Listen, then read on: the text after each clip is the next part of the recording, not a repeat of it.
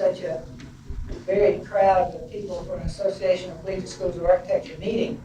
This is the first time ever that we've had librarians from regional schools meeting with us, and that's a real treat and something we hope will continue in other years.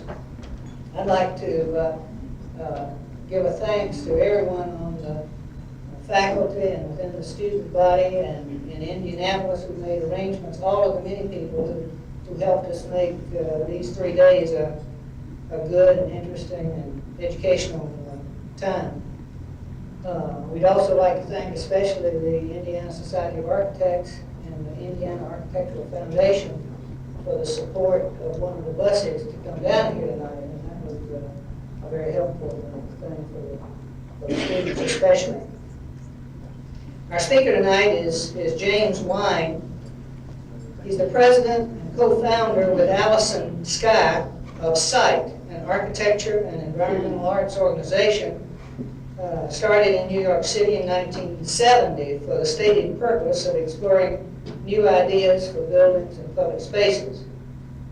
During the past decade, the work of SITE has been identified with the forefront of conceptual and experimental architecture internationally. The projects and writings of Mr. Wines have been published in professional and popular journals of 25 countries. Among the most familiar buildings are the series of showrooms he's done for the Best Products Company, a Richmond, Virginia catalog merchandiser. Models and drawings of these and other SITE projects have been exhibited at more than 40 museums and private galleries in the United States, Europe, and Japan. Mr. Wines was born in Chicago, Illinois, and educated at Syracuse University, where he graduated cum laude in 1955 in the fields of sculpture and art history. From 1955 through 67, he worked as a sculptor living in Rome, Italy, and exhibiting with the Marlborough Gallery in New York and London. During this period, he completed a number of large sculpture commissions for architectural contexts, and individual works were purchased by approximately 30 museums in the United States and Europe. He has lectured at over 400 colleges, universities, and professional conferences since 1970. That averages out to be about 3 a day for the past 13 years, and has taught extended classes and workshops at NYU, the New School, the School of Visual Arts, Pratt Institute, and Cooper Union. He has also taught at Cornell, Dartmouth, SUNY Buffalo, the New Jersey School of Architecture, the University of Wisconsin, and Carnegie Mellon University School of Architecture. He has traveled on several occasions to Eastern and Western Europe, lecturing under the sponsorship of the International Communications Agency of the United States government. He has received fellowships and awards from the Pulitzer Prize, the American Academy in Rome, and it's interesting, the Pulitzer Prize was for graphic art, the American Academy in Rome, the Ford Foundation, and the Guggenheim Foundation for sculpture, the Graham Foundation for critical writing, and the National Endowment for the Arts for architecture and design.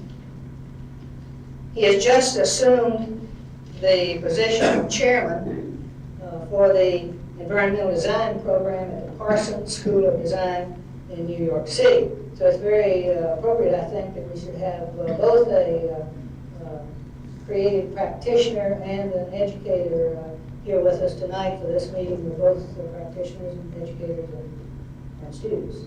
James Wine.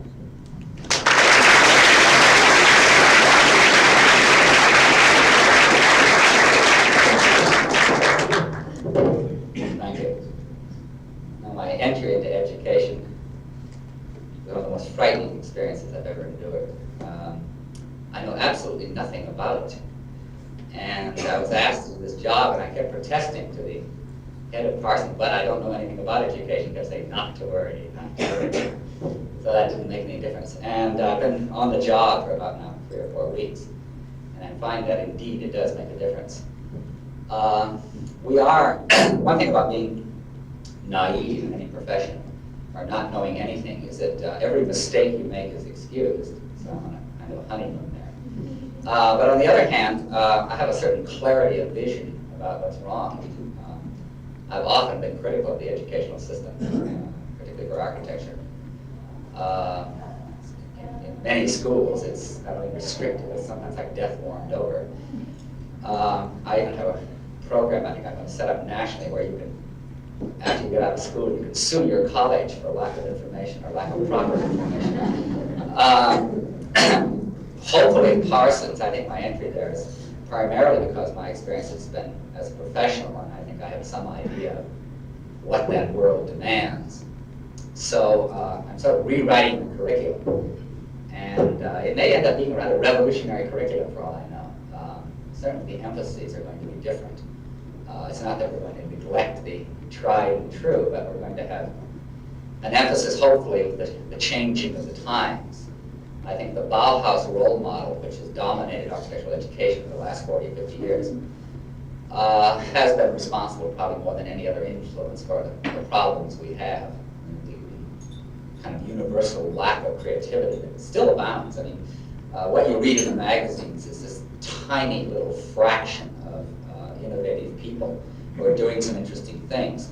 Now, for example, I was at a conference a few years ago, and it was one of those things with all the stars.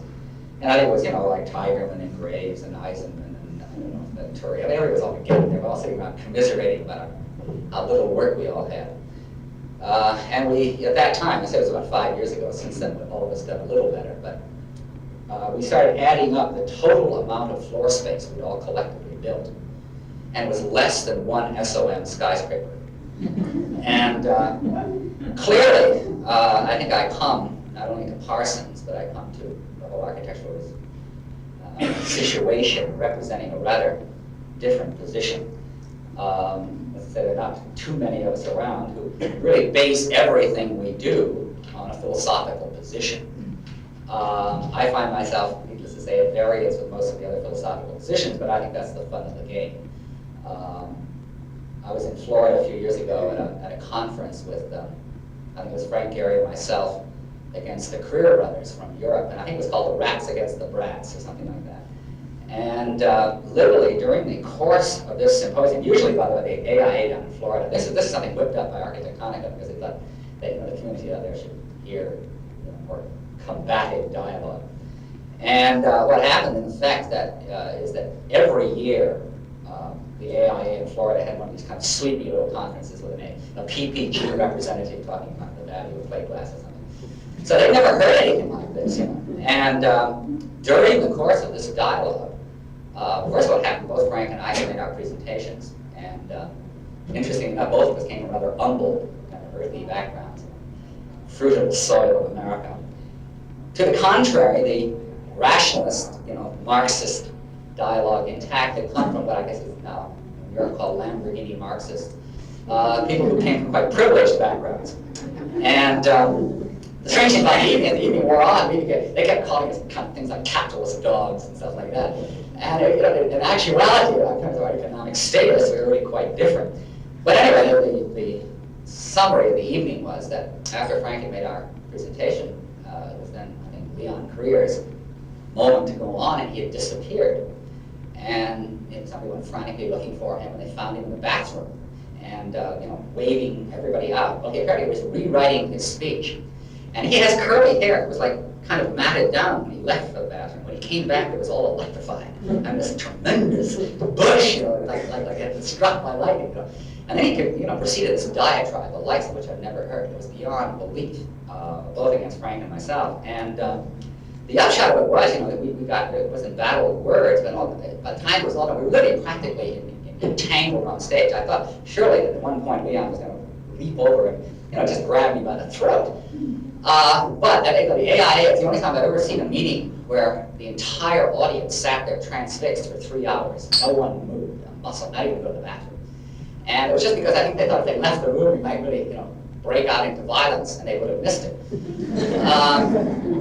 But anyway, I thought what was interesting about it, no matter what was said, most of which was nonsense, and lots of name-calling, sort of thing. But it was the passion with which ideas were being defended that was interesting. And you think of architecture over the last 30 or 40 years. I mean, it's really been hardly anyone could get combative about it.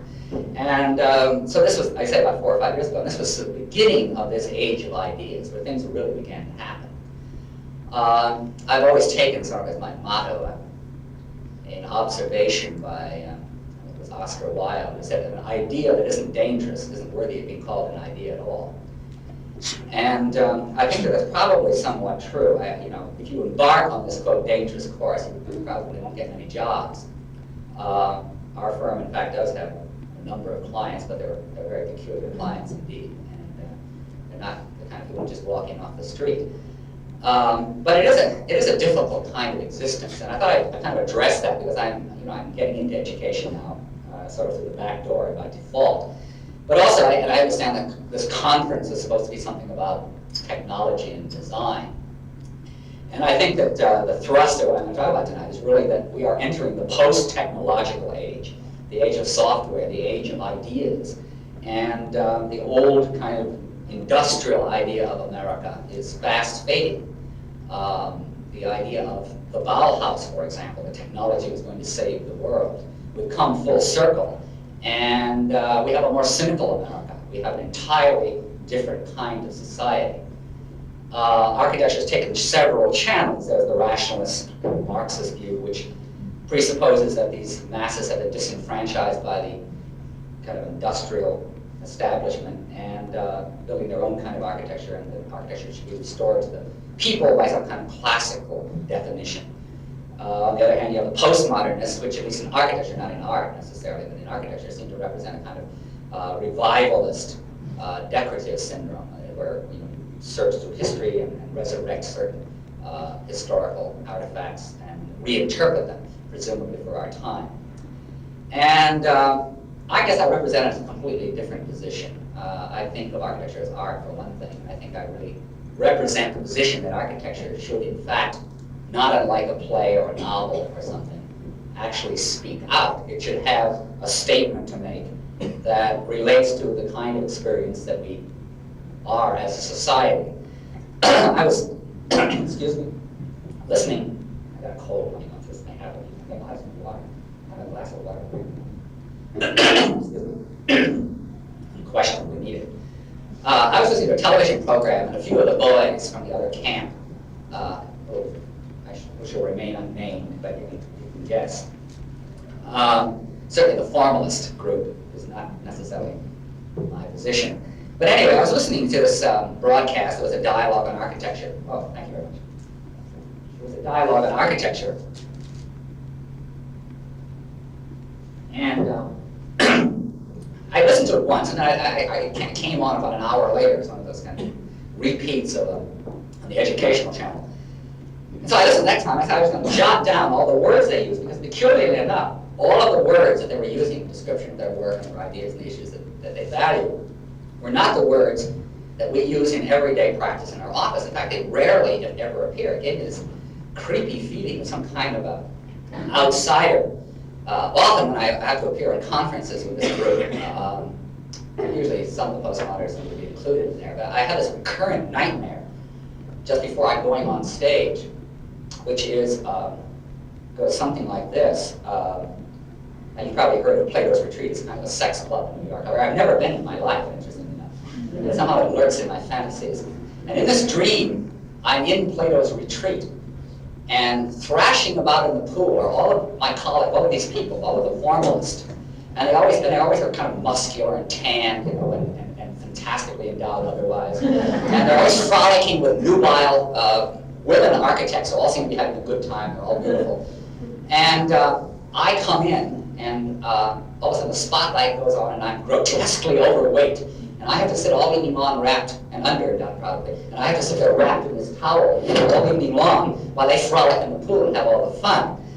And so I was listening to this program, recalling this apparition. And the words they were using were things like good taste, good design, formal relationships, harmonious relationships, sensitive relationships, decorative elements, historical references, lyrical interpretation of modernist traditions, modernist principles, lovely to look at, delightful experience, expressing the program, adherence to the program, deference to the program, functionalism, consummate articulation of space, harmonious articulation of space, sensitive articulation of space. And I realized that those words, that entire vocabulary, does not appear in our office. And we just don't talk about those things. Like, what the hell do we talk about? So in a sense, that's what I'm going to talk about tonight, what we talk about, because I really realize we come from an entirely different root, an entirely different structure and purpose. All right, and what I thought I'd do first, just with the slides, set up a little context for sight, because if indeed we do not come from this formalist, functionalist, moralist structure, we're coming from somewhere else. And I wanted to give a little background just in the beginning to place us rather historically, sociologically, at least within the last 10 or 12 years. Sight formed originally in 1970, and so we're like about 13 years old now. All right, let's, I have to do that now. 6. So it is. Terrific. I just keep pushing and keep getting darker. Pointer here. All right, I'll leap about a little bit. Does this go off? All right, if I have to leap away from the microphone, I'll speak up. For my generation, this is the kind of thing we grew up with, and also, now that Ronald Reagan has dominated our sensibilities, it's come back with a great flourish. By the time I got into architecture, I started as a sculptor, you probably know. By the time I kind of launched myself in architecture, this was the kind of symbol of everything in the world I hated most on earth. This kind of city planning, this kind of the model, kind of bird's eye view of the world. You get down there in the streets and the most oppressive of experiences.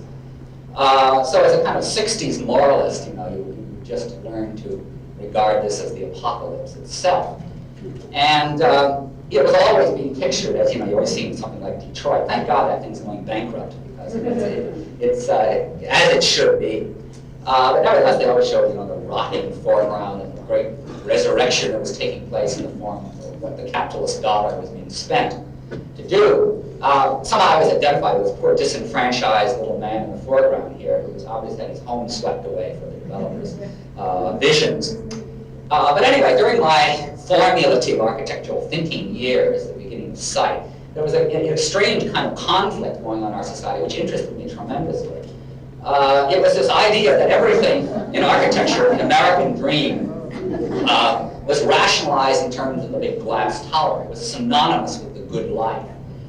At the same time, that the kind of virtues of hard work, ethic of faith, country, and duty were heard, the disenfranchised members of our society literally attacking consumer culture where, at its very foundation. These people are, in fact, trashing the supermarket. They're not stealing anything. They're just kicking the shit out of it, and rightfully so. Then, there was the women's movement when they all took to the streets, and that was, I think, probably the healthy period. Now they're in the neurotic period. Another kind of problem. We also went from, in my generation, well, in this case, of course, it's obviously the architect. And, there's the great phallic tower in the background, to which you, I guess, make some equation there. And he's always this kind of lean international stud who goes around the world spreading his seed. And the sort of man who reads Playboy with an appreciative glance in the background. And we really went from that kind of image, interestingly enough, to really take over the blue collar, the kind of man. And it was clearly these social contrasts, this dichotomy, this discourse, that really interested me a great deal. And I began to ask myself, as anybody in their right mind would ask, who inherited the SOM generation, said, what on earth possible meaning can this kind of architecture have in a society, in a pluralistic society with such inner conflict, such dynamism? There had to be something in the language of the people. I mean, playwrights found it, filmmakers found it, painters found it, sculptors found it. Why had architects so completely missed that energy? And I set up this little chart for myself, which is somewhat facetious, but on the other hand, is to make a point. I use it in all my lectures because it does make a point. Let's pretend you were going out to a Saturday night movie, and there were two movie marquees, both playing a film called Architecture. God forbid, you never get in anyway, just in the title alone. But let's say there are two films. One's about formalism, functionalism, rationalization, standardization, and economy. The other's about fantasy, ambiguity, contradiction, sensuality, ritual, inversion, inclusion, irony, and humor. Which film would you go to if you had to pay money? And by and large, most of the people would go to the column over there on your right. Now, that is the point. And it seemed to me that in a society where these activities seem to form the very fabric of it, there was a good statement written by actually a poet some years ago, which I thought summed this up perfectly. This is written by Dick Higgins, and it says, in effect, architecture, to the extent that it is an art, is the last art in a primitive state. Virtually none of the aesthetic revolutions of the 20th century has touched it. We cannot speak of Dada architecture, Tachist architecture, even collage architecture. The main innovations have been structural, as methods of manufacture have become more sophisticated, and in the direction of introducing new materials, unusual functions of glass, steel, masonry, etc.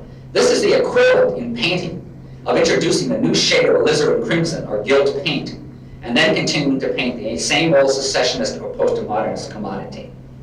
And I think it's that distance that it has had from the other arts, that somehow it's concerned itself with all of these kind of presumably urgent matters of program and structure, and now it's computerization and so forth, and have somehow missed the essence, which is the energy of life. Another thing we've moved into, certainly in my generation, is the climate of distrust. It is a predominant force in our society now. I think it can't be underestimated. There's a book, The Inner American, by Veroff, Dubron, and Kulka, and one of the concluding chapters says, in effect, over the past 2 decades, study after study has found Americans' confidence in government, business, unions, the press, the church, and virtually every other major institution in our society has deteriorated. Optimism about the collective future has lessened, as the belief in the efficacy of hard work.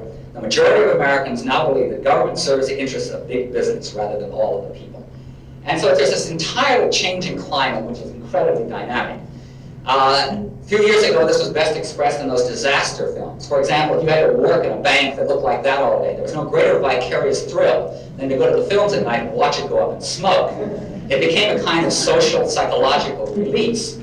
So in this kind of climate, it seemed to me that the most appropriate type of mind would be something like this, lacking structure and meaning. I found this wonderful cartoon of this peculiar monument, which it would seem to me more in the direction of minds. To the contrary, interestingly enough, architecture now, particularly the form of architecture most attended by the press, has taken the form of high decor, really, or high interpretive historicism.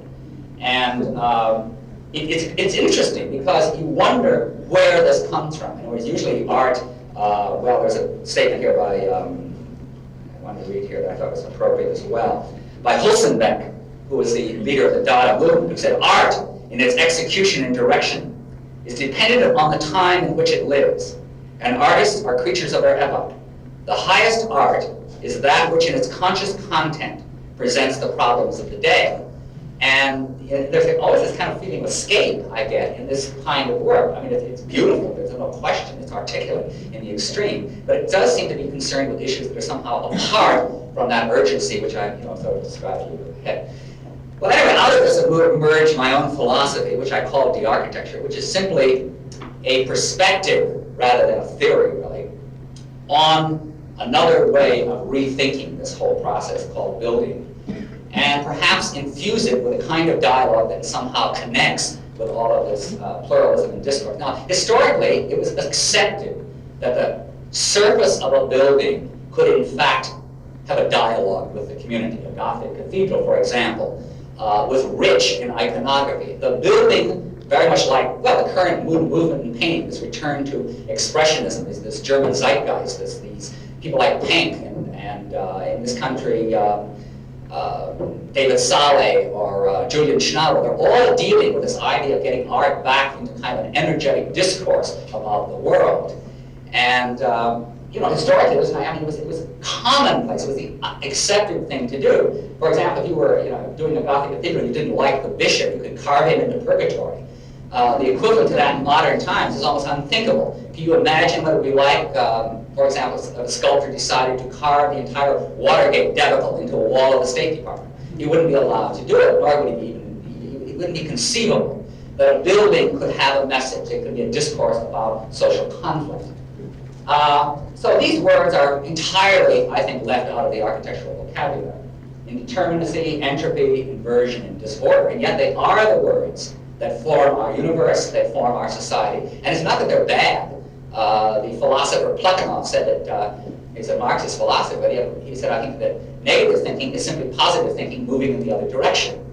And it's just an inversion of thinking. You turn it all around. Entropy is not bad. It just means that everything is falling apart and nothing changes. So that these words of indeterminacy, entropy, inversion, disorder are actually where the energy of our society is. A playwright like Beckett, for example, his entire construct of his dialogue, what he's trying to communicate, involves this dimension of thinking. Now, what it really can manifest itself in architecture, and I grew up with a point of view or a generation of thinkers. Certainly Magritte was not one of them, but he was an influence. This is architecture, in this case, as subject matter. It isn't architecture as design, it isn't architecture as program, it isn't architecture as technology. The technology is a technology of the mind and thinking. Architecture is not the objective here, it is the subject matter with which to say something else. Of my generation, people like the Italian architect Gianni Pettina, who froze a suburban house into a block of ice. He made a framework around it, and then they poured water over it, and they made a block of ice out of a suburban house. Using architecture and the conditioned prejudices that you have about buildings. He did another project in Minneapolis during the Christmas holidays. He was teaching at, I think, Minneapolis College of Art or something. And what they did is they dripped water over the administration building, and they froze it into a block of ice as well. I think he lost his tenure at this point. But most of these projects are indeed subversive, but they use architecture or the public presence of architecture, the kind of reflex identification that you have with buildings, as a way of inverting meanings. Another project of Pettina was to, when the family was away on vacation next door, they caked their house with prairie mud out in Idaho. And so they came back and found their house as this kind of, again, inverted situation. Christo would be included in that. Wrapped buildings by Christo would certainly be a situation where architecture was clearly the subject matter of an art context. There's been a lot of collage architecture. Lucien Kroll did this Louvain in Belgium housing project for the university. And it's really a composite of cliches, really, of, in a sense, things that are recognizably cliches from modernism, from historicism, everything, into this kind of rather earthy pattern. Another thing that architects have been interested in is, in fact, the whole collage experience, the idea that in that there was a constructivist roots and at the same time this casual use of material as information. Frank Gehry's house, for example, would be a perfect example. The inside building in this house is an old, typical California neighborhood bungalow, and he's wrapped this new kind of dynamic experience, this collage architecture around the inside architecture. So in a sense, it's a building within a building. Again, setting up a very strong and dynamic dialogue. Robert Smithson, as a commemorative monument to the Kent State students, built the buried shed, which was a metaphor for public conscience at that time. You take a shed and you bury it until it crushes it. And so you have art with political connotations, or architecture being used as a subject matter, but making statements in the public domain. This is a Hungarian architect who again used the typology of a typical, low-cost housing project, simply inverted one house. This is the way it was done. This is the drawings of how it was done. Now, the interesting thing about this project wouldn't work. This is not a capricious statement alone. It's interesting. It's funny in a way. But at the same time, if it were not for that context and the strength that that context gives the idea, this project wouldn't work. So it really is architecture informing itself on a larger context. This is one that actually got blown up in a hurricane. I just illustrated these things that, life, what is it, Picasso said, life follows art. This is an example. And then finally, of course, there's Gordon Matta-Clark, who was a very good friend of mine. He died, unfortunately, of cancer a few years ago, 4 or 5 years ago. But he was also a person who used to take a situation, in this case a suburban house, and he sawed it in half and spread the parts. So it became a kind of hierarchical split right down the middle of the house. You had to kind of jump the living room. But again, it was a social, political kind of statement used sort of at the expense of architecture. But if it had not been, as I say, for those conditioned responses, you wouldn't be able to understand this project.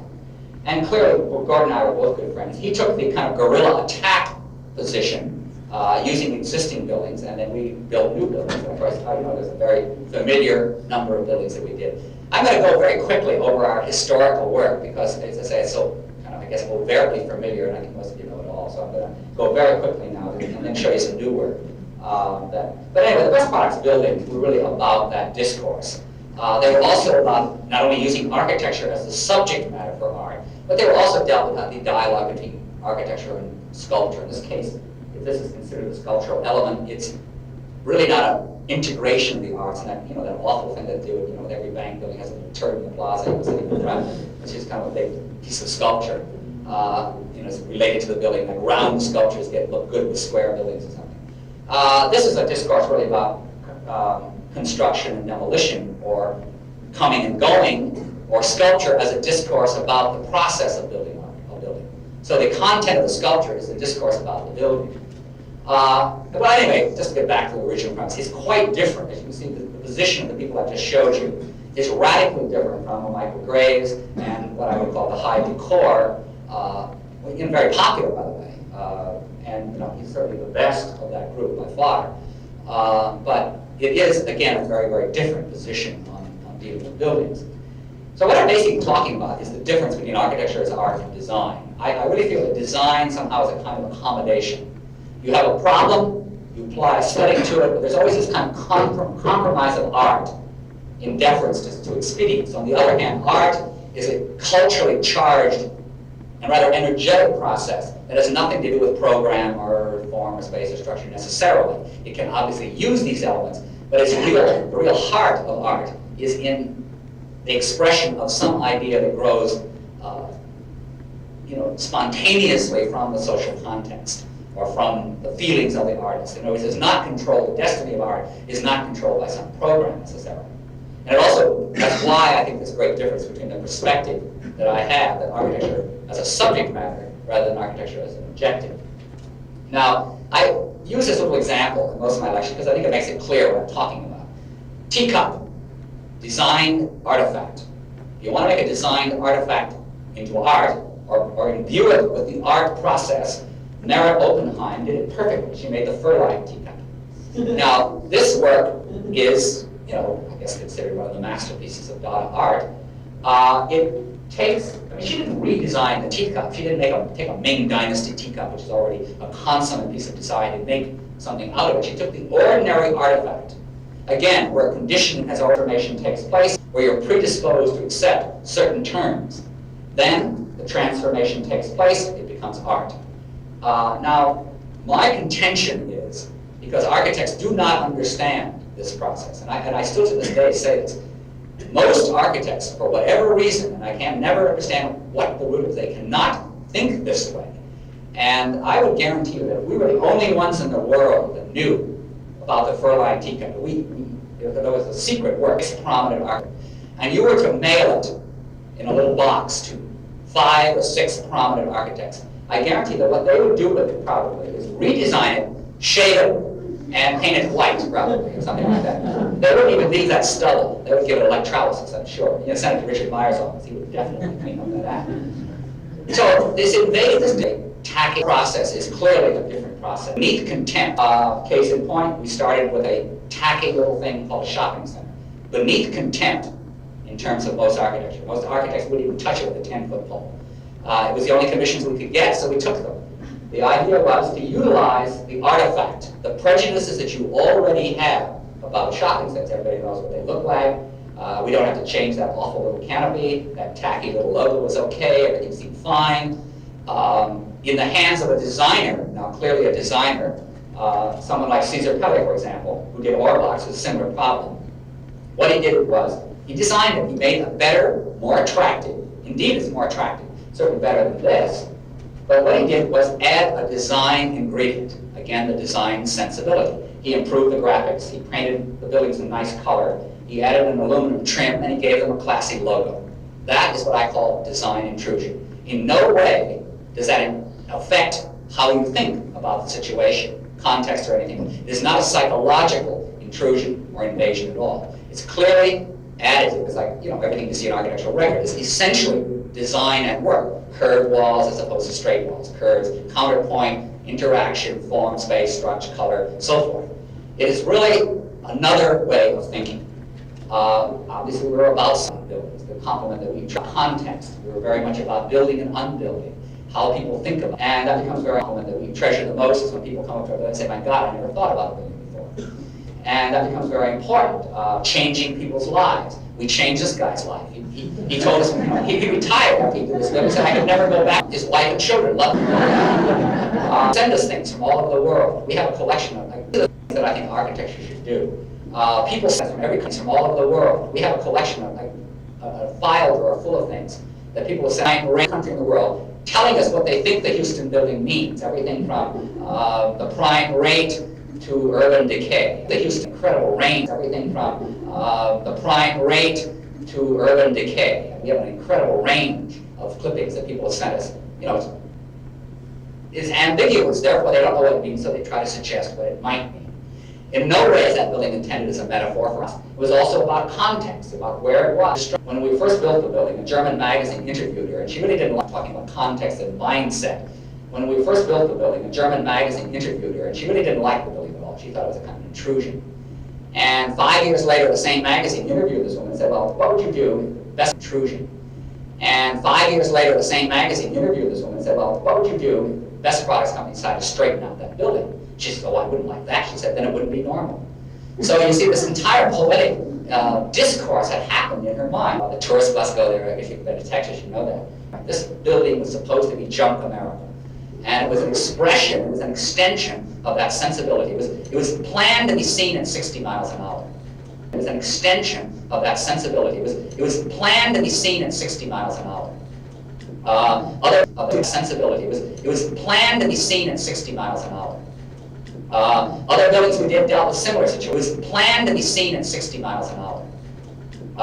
Other buildings we did dealt with similar situations. This one dealt with equilibrium.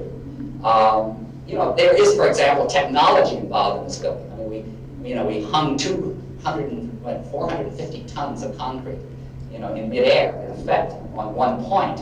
And it obviously took, kind of advanced technology. But it isn't technology, it's almost an inversion of technology. It's a subversion of that process to create another dimension of meaning. The readability is really the woman who walked up on the first day and said, my God, how did they expect me to get up to that doorway? And so it really dealt much more with that psychology, that interaction, that dialogue with the public. In this case, we dealt with the discourse between sculpture and architecture. What is integration of the arts? Here you have a building and a monument. In the morning, it's just a building with a suspicious fissure. You push a button, it slides apart, and then you have the building and the monument again. So it created this kind of discourse, and it again used technology. Actually, the people who did the engineering for the moving wall were the same people who did the lunar rover. So it wasn't a question of engaging the services of technology, but for psychological reasons.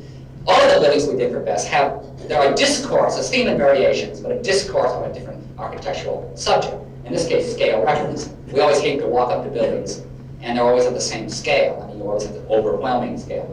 Yeah, no, if you're feeling kind of timid one morning or a little doubtful, you can walk up to this building and address it on any scale you like. You see, it comes down to you. In effect, it's a jigsaw puzzle, which when you pass by, it fits itself back together. It's kinetic because as you drive by, on a curved highway, it comes back together. And again, it creates this kind of dialogue between public and private. And it's sort of metaphysical because you walk through the door and 50 feet away, you see what you just walked through. It's certainly related to surrealism. It's related to Chirico. It was built in Florida. So the elements of shadows, light, sunlight, there's something haunting about it. At the same time, there's something very funny about it. People always ask, well, why don't you discuss the humor of your building? So there's nothing to discuss. It's either it is or it isn't. I'm sure, I'm a great admirer of Chaplin, for example. If you were discussing filmmaking, you don't discuss how you did it, you discuss your philosophy. So, in effect, humor is an element in our work, but it's just one of many issues that we involve. We've also been doing a number of interiors. Why is this jumping up and down? Is this jumping or is that jumping? Oh, all right. At any rate, we've done a number of interiors recently. One of the ones I guess you've seen published probably a lot is the one we did for Willie Smith, the fashion designer. And we've always did this psychoanalysis of people, again, trying to relate their ideas to the society, to the substance of what they want to express in their own environment, at the same time connected to some other issues. In this case, Willie Smith always said, well, what I really love to do is see my clothes on people in the street. I work for the street. I work for that ambience. Sometimes I see a person wearing my clothes, and I walk up to them and congratulate them. So we took him at his word, and we tried to find artifacts from the street on which you could hang clothes. So we went around scavenging New York City. We were ripping off, signposts and fire hydrants in the middle of the night for a few weeks there, and going to junkyards, getting everything we could assemble from the street life that could, in fact, make a collage. Then we installed it in the showroom and painted everything one monochromatic gray. Everything became kind of a ghost of the street. It also made a nice environment, for the models to walk around. It became kind of street life. It was very cheap to build, obviously, because it was all junk. And it makes a nice background for the clothes. We left construction materials lying around, so that the front desk is under construction. The coffee tables are pallets of bricks. Another thing we do is quite different from, for example, the postmodernists. If we use a historical artifact, it's usually a found object. We never do anything like Charles Moore would do. We would just find something like we wouldn't do what Charles Moore would do, which would be to reinterpret those artifacts. We just find them, plunk them in, and they become part of a larger collage. So it's a more casual attitude towards historicism. These are just little bits and pieces of the environment. But you see, when you monochrome everything, you give it this ghost quality, it takes on a very special significance, which they managed to use with presentations of models and everything. So it becomes a kind of kinetic world at the same time. We're doing a series of shops and showrooms and West Coast and East Coast. We're going international. We just did one in Harrods in London. And if you know Harrods, this is the typical display in Harrods. This is what it looks like. And we wanted to retain our theme. We wanted to keep the street and the construction theme. So for Harrods, we had a very limited budget. So what we did is just, we made a half-constructed environment, an environment under construction. And so it's just lots of planks and boards and framing going up. And this is the way it looks. It's just you have to see it in the context of all that gilt and stained glass and stainless steel and mirrors and everything. But again, it's just bits and pieces of machinery. There are crushed beer cans. There's hammers and nails and planks and boards and ladders. And these are all of the pipe work within the wall, really, that are used to hang clothes. We painted everything, the carpenter's tools, the scaffolding, the fence. This is a carpenter's toolkit. We painted everything, so everything again becomes ghosted for this environment. We also do some troubleshooting once in a while. Shopping center in Connecticut, they had a problem, 250 feet of asphalt. No one ever parked there because it was too far from the shopping center. The obvious solution was potted trees. Our idea was to somehow set up a sociological commentary and also a commentary perhaps on the society as a whole. Another thing we would like to do is not plunk works of art in places, but utilize what's already there. In this case, cars, asphalt, two raw materials. So what we did is we parked the cars under the asphalt. And this is called the ghost parking lot. And we literally took junk cars, cars that, in fact, we started with junk cars, but then people heard about the project and began contributing cars that were not running too well. In fact, the final car that was contributed was rather touching. A woman had watched this project in process, and her son had died in the Vietnam War, and she had his Carmen Ghia parked in the backyard, and she didn't know what to do with it. So she wanted it as a memorial in the ghost parking lot. So that was the last car. And what she did, she took all his medals and everything and put them in the glove compartment as a time capsule. So that was the last car buried. But it was interesting, the different psychology that people attached to this project. There's the real, the unreal, there's the ghost, there's the vision, there's the fact that, like when it was under construction, the whole community became very much involved.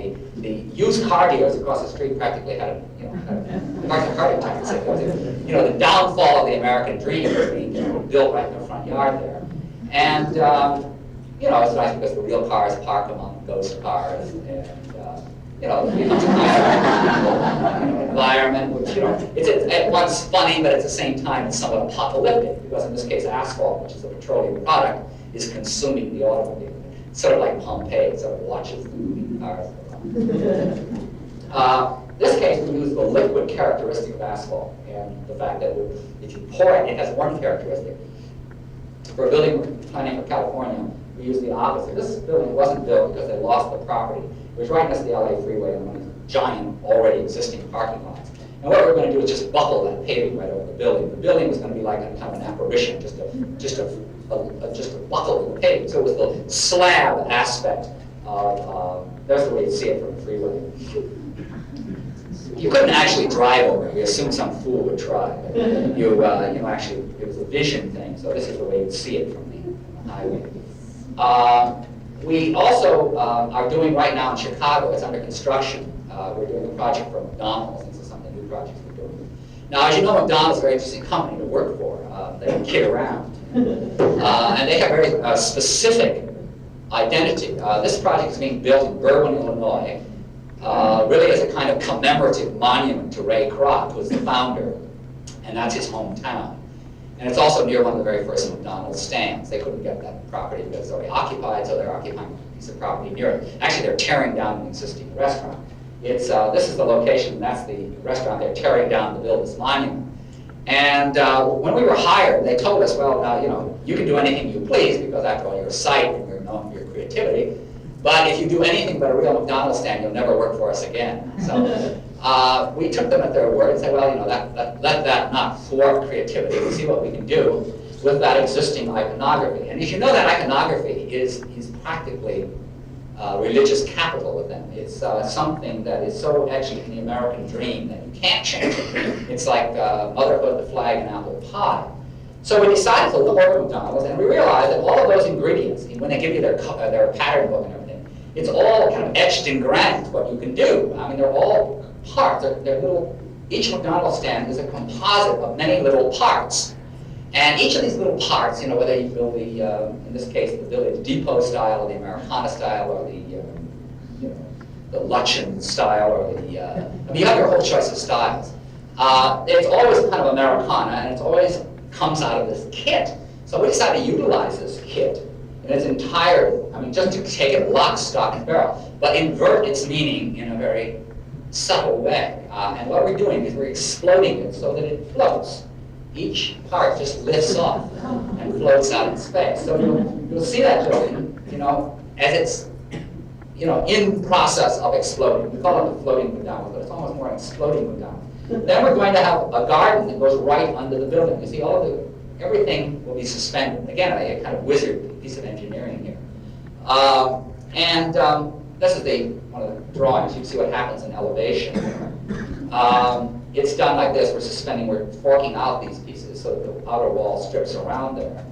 And so what you're looking at, this is again an elevation sketch. The garden goes right under the building like that, right to the interior, so that when you're like sitting inside instead of this kind of grim environment, you're going to be sitting with this lifted building. So you'll have this garden all around you inside, and we're going right to the middle. And we're just carrying this garden right through the building. So it becomes a garden, kind of the inside, the innovations to make it structurally possible become the vehicle for setting up another kind of interior environment as well. As part of this project, we made some other contributions to the opening ceremonies of the building, and the next project, I think is the next one, will prove that the American vision is not yet a floating Big Mac, which we are in the process of structuring. We've been doing some conceptual drawings how it will be packaged, the various ways of floating it. This will be served at opening ceremonies. I think every kid in the world will want a floating Big Mac. I think they're going to have to improve the interior of these sandwiches before they can expose them, however. I think they want to look too tempting. At any rate, we decided that the bread cube separator will be the structural element. This is the technology lecture. I thought I'd toss this in just to show you that we constantly have underlying our work a technological foundation.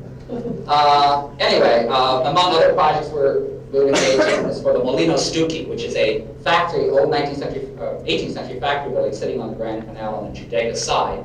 It's a building the Communist Party own and want to convert to kind of a YMCA recreation health center. And they want an identity on the front of that building that has nothing to do with the tourist center. They want to do something, ask us to do something that would not be just the tourist center. Now, the tourist center in Venice, of course, is magnificent. This is the Molino Stucchi here. The whole tradition of the tourist center is, for example, the beautiful facade reflected into the water. And what we're doing is we're putting the water where the facade is and the facade where the water is. So we're inverting that entire experience. In other words, you're standing on what you're looking at. And it will be, again, kind of metaphysical. We're making complete reconstruction, which you can see here, of the facade of the building, raising the windows just as they are. You can sit on the windowsills, you can sit on the clock, and you'll be staring into this kind of apparition. It's going to be membrane fed by a glass, by a space frame with water hydraulic recirculating system. So you again get this kind of constantly blurring vision. Another project we've been working on, we're not sure this is going to be built, but we'll see. This is a client called Perpetual Savings and Loan. Again, we go through the psychoanalysis of each client every time we work with a client. And in this case, the guy was with a schizophrenic. He wanted a bank that would replace these little branch banks that he had built. The state had apparently told him these did not look particularly secure. And he somehow concurred and decided he needed a more bank-like image.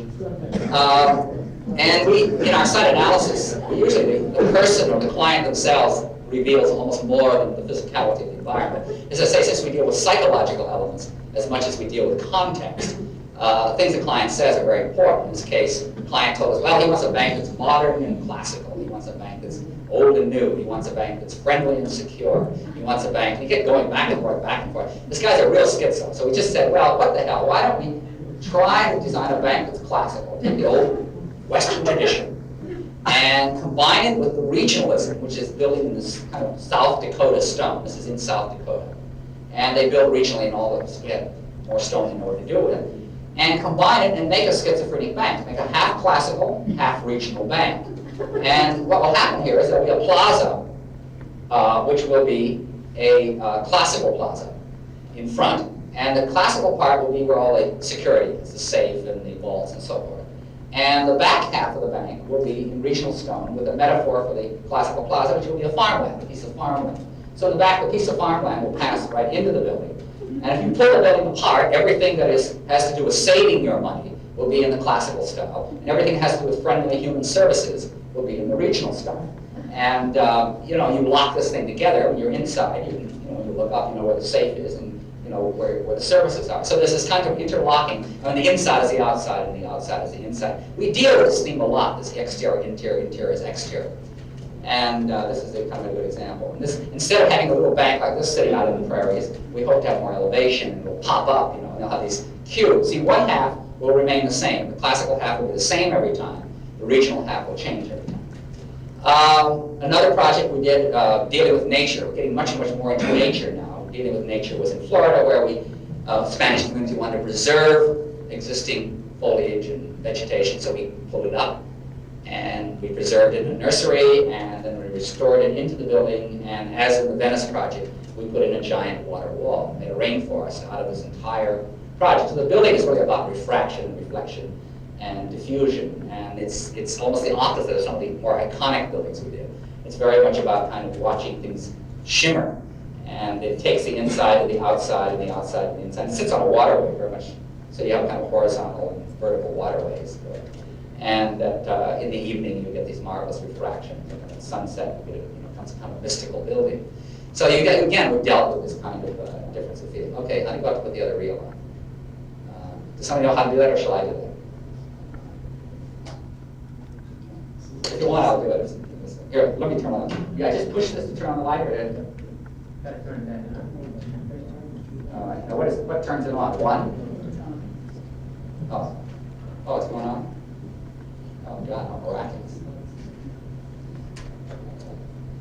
Great.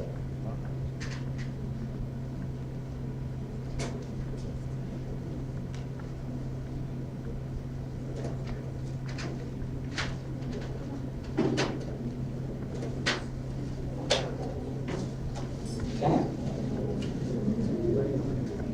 Just on, light on. Oh, here we go. Okay, just another troubleshooting situation. We're dealing with forest in Virginia, and we had to preserve the forest because if we didn't, it acts as a buffer zone between the shopping center and the neighborhood.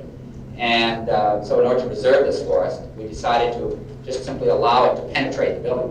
We're going to keep every tree we could keep. That's in effect what we did. And so many of the large trees intruded right where we wanted to build a building. We decided to build a building around the trees.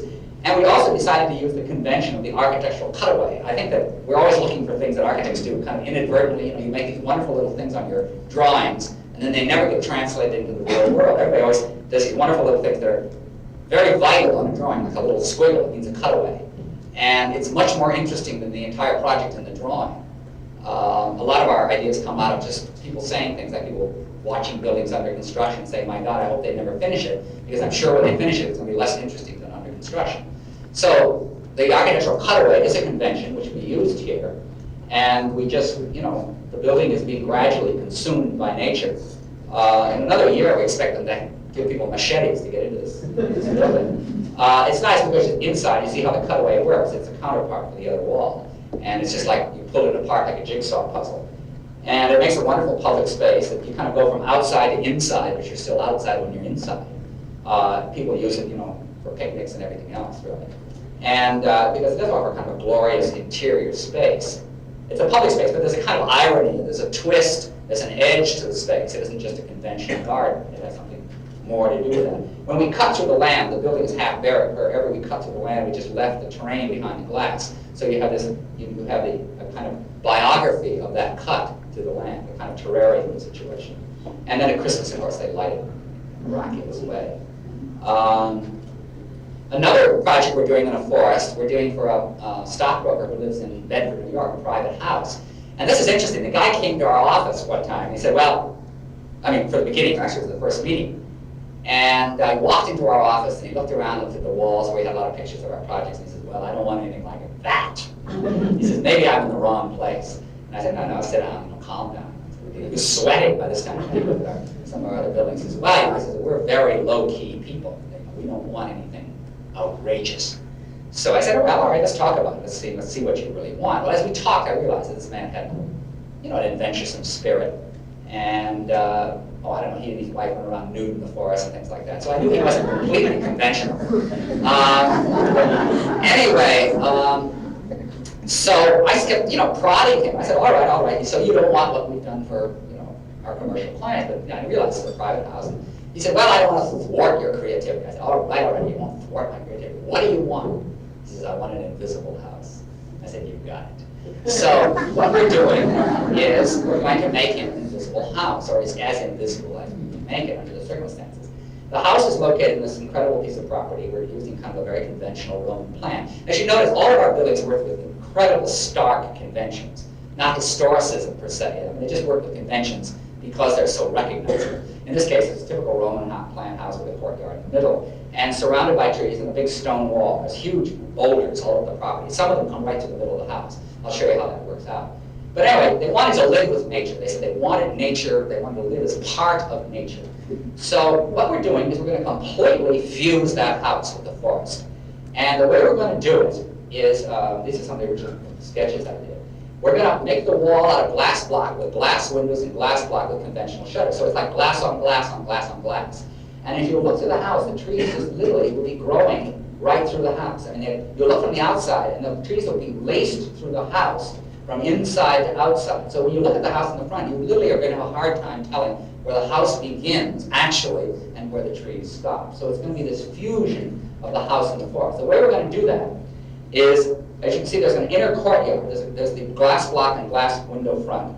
You drive up in front of the house, and you just are looking right through. So at any point, every time you penetrate with the forest, it overlaps so that really, when you're looking at the house from the front, the back part is very mostly underground. And the house is on a hillside, so it's half underground anyway.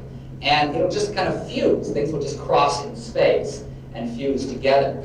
And we're going to utilize those boulders from the property. We're going to just let them come right to the house. And where the glass hits them, I think at that point, we're going to just cut right into it and let the glass pass right through them. So they get glass that surrounds the courtyard. As you can see, there's a house within a house. There's the glass block, and then there's a glass brick. I mean, not a stone-like brick. It's really a brick, but it's in the same module. So we're building a little house within the house. So there's a house back there behind the courtyard. There's this little house within the house. And then these are the boulders and how we're going to cut them through. And then the passage, all the stone fence from the outside, we're just going to let come right through the house. And it's just going to extend right through as these big stones, these boulders, and that will contain the bar and the television area. And so we're inside, this whole passage will come from the exterior to interior, as well as all the benches. These will just be level with the land, so the land will pass right in, we'll continue the planning, and the boulders will form the seats and the coffee tables and so forth. So they're going to be as living with much with nature as humanly possible. And so the house, that too, is going into preserve. So it'll look something like this when finished, hopefully to fuse with that environment.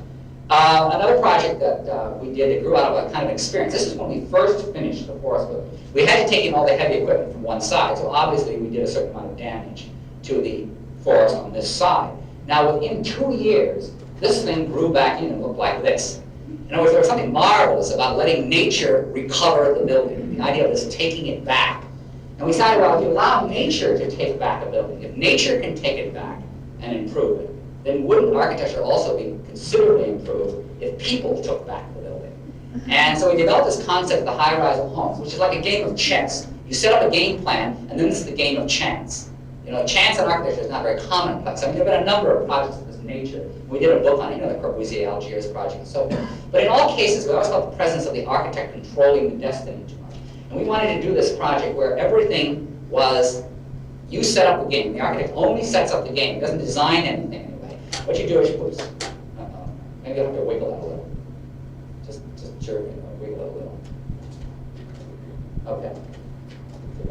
And what it was based on is a simple observation. This was the kind of quintessential house of the 20th century. It was supposed to be machined for living. And, Corbu had this